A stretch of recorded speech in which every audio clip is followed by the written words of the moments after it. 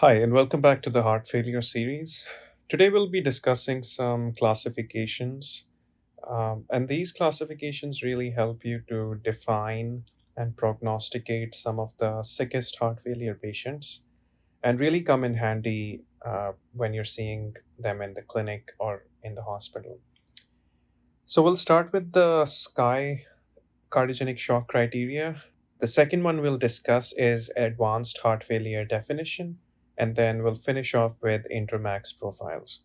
SCAI classification is a cardiogenic shock criteria to define how severe the cardiogenic shock is. It's defined from A to E. So, starting with A is at risk patients. Normal blood pressure, so normotensive, normal perfusion, they are currently only at risk. So, for example, a patient with a large MI or very low EF, these are at risk patients. B is for beginning, also called pre shock. These patients have hypotension, but for now, they're maintaining perfusion. Third is a classic shock, which you have hypotension and hypoperfusion. Fourth is deteriorating or worsening blood pressure and worsening perfusion. And E is extremis or refractory hypotension, hypoperfusion. So now let's go into each of these and we'll be very systematic. There are three main things to look at for any of these patients.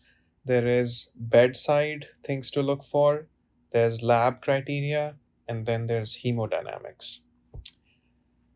So, starting with at risk patients, these are not going to have any findings. They have normal perfusion, normotensive. So JVP will be normal, lungs will be clear, extremities will be warm, pulses will be good and strong, mentation will be normal. In labs, you'll have normal kidney function, normal lactate, BNP could be elevated, LFTs will be normal, and pH will be normal. Hemodynamics wise, they will not have any abnormalities. Second, pre shock condition. Now the blood pressure is starting to drop, but the perfusion is maintained. So, JVP in this case will be elevated. Lungs, you'll find RALs. Extremities will be warm because they're perfusing adequately for now. Pulses will be normal and mentation will be normal. In labs, you will find normal creatinine, they're perfusing the kidneys. Lactate will be normal, BNP will be elevated, LFTs will be normal, and pH will be normal.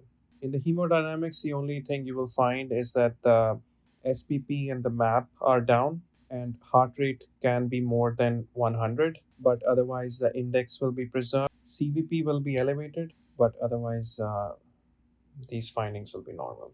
Third, classic shock. Now you have the typical shock where you have hypotension and hypoperfusion. So, what can you find with the JVP will be elevated? You will have RALs, extremities will be cold. Sometimes you can even see libido reticularis like extremities. Pulses will be weak. Mentation will be abnormal. So, decreased mentation.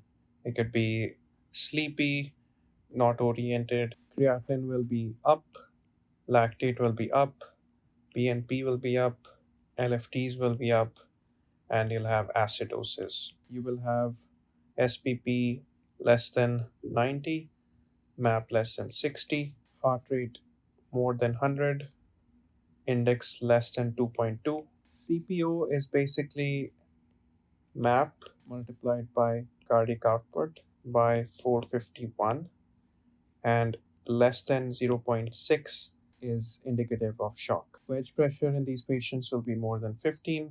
Shock index is simple criteria which is commonly used in ED setting to identify patients who could be in shock, and this is defined as heart rate over SBP, and if this is more than 1, indicative of possible shock. Now, these last three are actually markers of RV failure.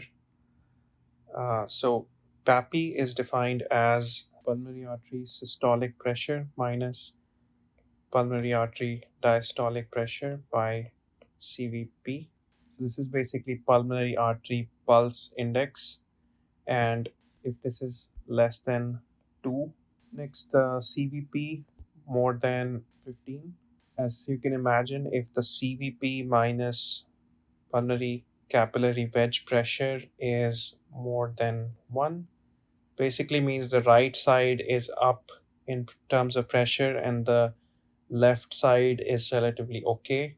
So this means that the RV is the issue. Next, going on to the deteriorating type, you will find all the markers that we previously saw for classic shock, but on top of that, you will find escalating pressors or MCS requirement. And then finally, extremis is basically a patient in cardiac arrest requiring CPR, and you can find PEA arrest or recurrent PTVF.